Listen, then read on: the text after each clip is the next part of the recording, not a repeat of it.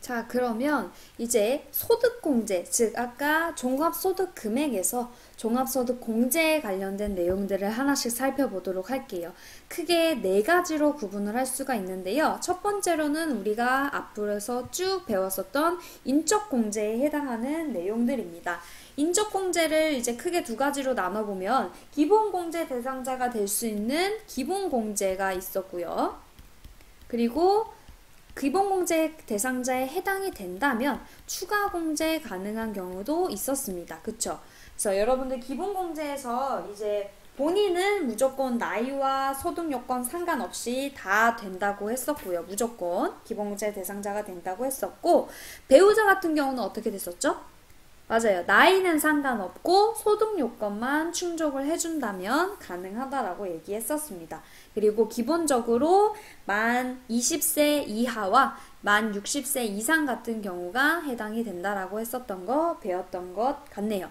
자, 그리고 추가 공제에 관련돼서는 경로 만 70세 이상 같은 경우에는 경로 우대도 가능을 했었고요. 만약에 집안의 기본공제 대상자 중에서 장애를 가지고 있는 경우에는 한 사람당 얼마? 200만 원까지 추가 공제가 가능했습니다.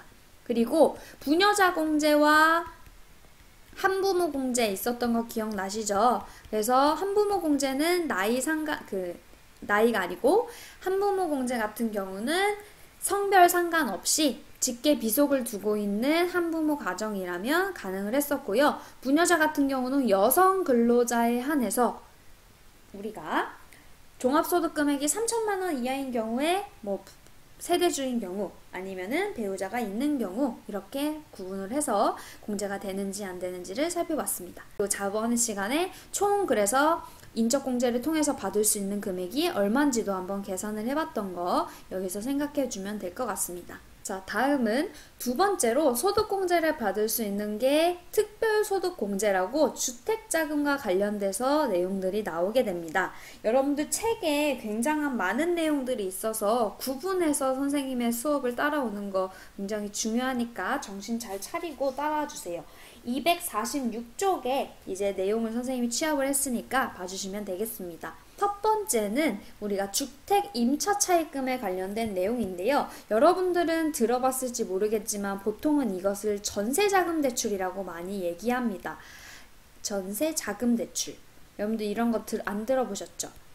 여러분들 근데 전세와 월세의 차이점을 알고 계시는가요? 선생님은 여러분들 때는 잘 몰랐었는데 쉽게 말해서 전세와 월세라고 하는 게 있거든요. 집을 사는 방법은 세 가지가 있어요. 월세로 살 수도 있고 전세로 살 수도 있고 아예 매매를 해서 내가 사버리는 경우도 있어요. 그러면 이거는 그냥 아예 돈 주고 처음에 몇십억 주고 사가지고 이게 완전히 내 집이 되는 거고요. 이거는 내 집은 아닌데 살 수 있는 방법인데 월세는 말 그대로 월마다 집주인한테 얼마씩을 주면서 1년 단위로 계약을 보통 합니다. 근데 전세는 뭐냐면 조금 더 많은 금액을 초반에 주고 2년 동안 보증금을 주고 2년 동안에 관련된 공과금만 내면서 사는 거를 우리가 전세라고 얘기를 해요. 그래서 월세 같은 경우는 보통 여기 선생님이 집 구할 때 보니까 막 한 500만 원, 1000만 원 이하로 되어 있고 전세 같은 경우는 이제 원룸이어도 5천만 원, 8천만 원, 1억, 2억 이렇게 넘는 경우도 있어요. 자, 그러면 일반적으로 전세 보증금을 처음에 2년 전에 주기 위해서는 돈이 많이 필요하니까 일반적으로 은행에 가서 전세 자금 대출을 받게 되거든요. 그래서 그거를 우리가 주택 임차 차입금에 관련된 내용이다라고 얘기를 합니다. 근데 그러면 어떤 사람이 전세 자금 대출을 받아서 이제 올해부터 근무를 하고 있는데 그러면은 이 전세자금 대출이라고 하는 거는 돈을 빌린 거니까 나중에 돈을 줘야 되는 거잖아요. 그러면 그 돈을 줄 때 매 월마다 은행한테 원금과 이자를 줄 수도 있고요. 아니면은 이자만 매월 주다가 한꺼번에 원리금을 갚을 수도 있고요. 그래요. 그러면 이거에 관련돼서 소득공제를 받으려고 하면 어떤 부분을 주의 깊게 봐야 되냐면 이 전세자금 대출, 즉 주택 임차 차입금에 관련돼서는 원금과 이자에 관련돼서 40%가 공제가 가능하다라고 기억을 해주시면 되겠습니다. 그래서 원금과 이자 총 합쳐서 상환액의 40%까지 소득공제를 받을 수 있게 되는 거예요. 어떤 경우에? 주택을 임차하는 경우에, 즉 주택을 빌리려고, 전세로 빌리려고 돈을 빌린 경우에 40%까지 공제가 가능하다라고 얘기를 해요. 그래서 선생님 그럼 이거 막 다 외우고 있어야 되나요? 그건 아니고 문제에서 우리가 이제 문제나 아니면 일상생활에서 우리가 회계사무소에서 일을 할 때 이거는 나중에 프로그램에 입력하면 자동으로 금액을 계산해 주거든요. 그건 걱정 안 해도 되지만 전세자금 대출을 받았는데 그거에 대해서 이제 상환액이 있다 라고 하면 이거 소득공제 가능한데 라고 눈치를 챌 수 있어야 된다는 겁니다. 아시겠죠? 좋습니다.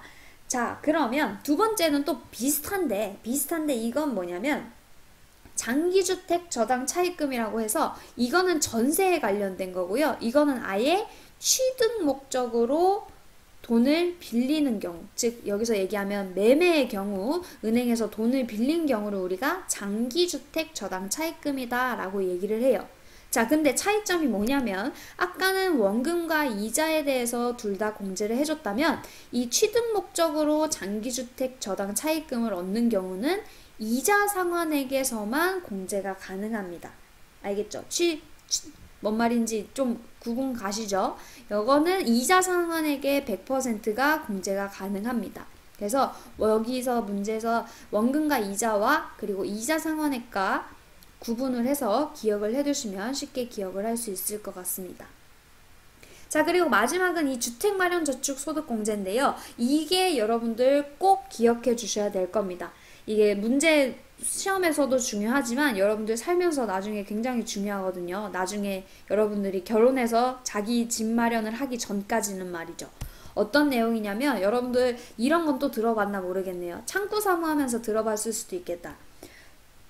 주택청약 종합저축 이런 거 많이 들어보셨죠? 이거 주택청약 종합저축 지금 여러분 이름으로 되어 있는 거 있는지 모르겠네.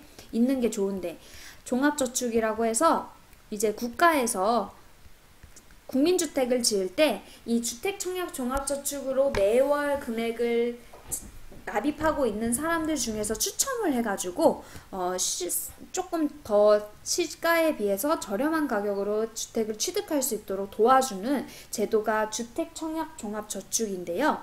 이 주택청약종합저축을 그래서 나이 상관없이 어렸을 때부터 본인 명의로 만들 수가 있어요.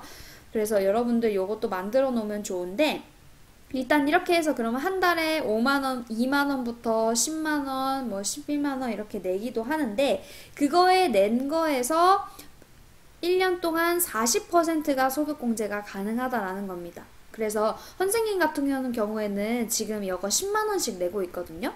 그러면 10만원씩 12번 내니까 한 1년에 120만원 넣고 있는 거잖아요. 근데 이 120만원에 40%를 소득공제 받을 수 있다라는 거예요. 그러면 선생님은 120만원 내고 있는데 이 120만원에 40%라고 계산하면 48만원 나오거든요, 여러분들. 그럼 선생님은 종합소득 금액에서 48만원만큼 소득공제를 받을 수 있게 되는 거예요. 그래서 이것도 굉장히 큰 금액이거든요. 그래서 이거 여러분들 잘 기억해뒀다가 나중에 혹시 꼭 연말정산을 하게 되는 날이 오면 꼭 주택종합저축을 들어가지고 혜택을 볼 수 있도록 해야 돼요. 근데 그 자격이 있어요. 자격이 뭐냐면 일단은 무주택 세대주여야 됩니다. 주택이 있는 경우에 여기다 백날 넣어봤자 소득금액을 받지 못해요. 그리고 총 급여 금액이 7천만원 이하인 경우, 보통은 해당이 되겠죠. 총 연봉이 7천만원 이하인 경우에 무주택 세대주인 경우는 주택종합저축을 든 경우 40%까지 불이백의 40%까지 공제가 가능하다라고 정리를 해두면 되겠습니다. 그래서 요 주택과 관련된 것들은 소득공제가 가능하니 원금과 이자를 낼 경우에도 꼼꼼히 챙겨서 혜택을 받을 수 있도록 해주자라는 겁니다.